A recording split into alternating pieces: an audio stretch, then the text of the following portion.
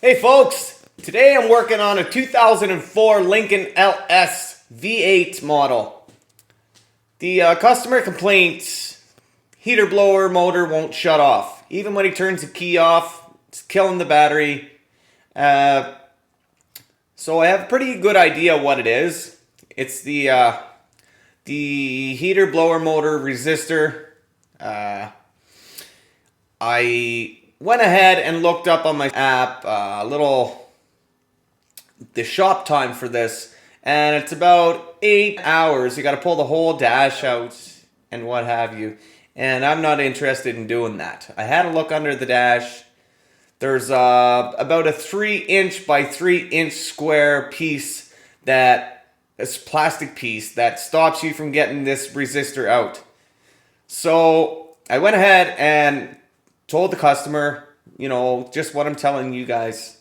And he said, yes, absolutely, go ahead, cut it out. I'm going to glue it back in when I'm done. A little bit of crazy glue and a hot glue gun. But there's also a few things online where people can't find or figure out how to get the glove box out. You should get the glove box out, make your life 100% easier. And it's actually not that hard.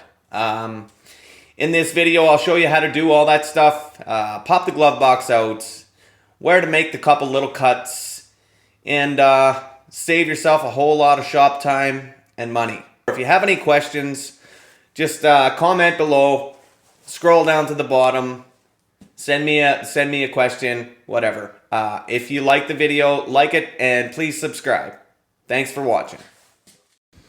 So first things we're going to do is pull the inner glove box out.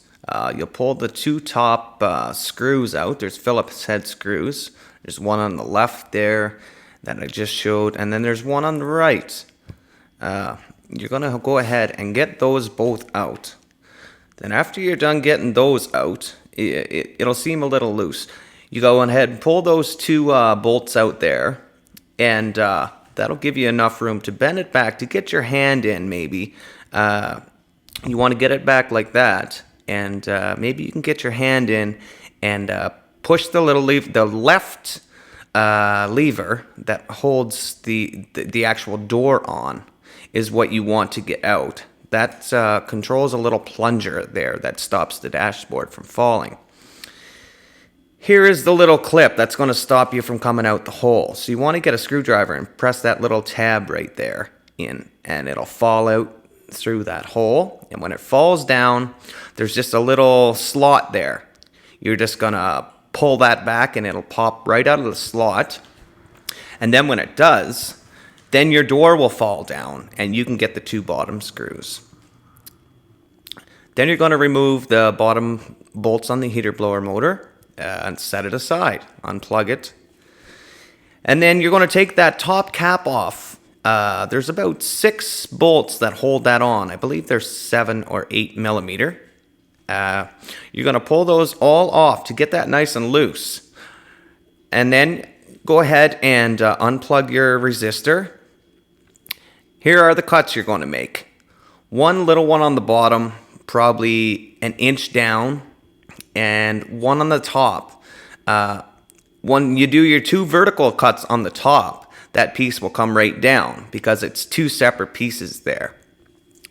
So when you do the 2 vertical cuts on the top, that piece will come down, and the other one on the bottom, you don't want to cut any farther than that stud. There's a little stud there right on the bottom. You're going to cut down about 1 inch on each side, just vertically, and then what I done was take a sharp blade and cut the horizontal. That's the stud I'm talking about. Don't cut down any farther than that, and once you get that out, that's where your resistor is actually sitting.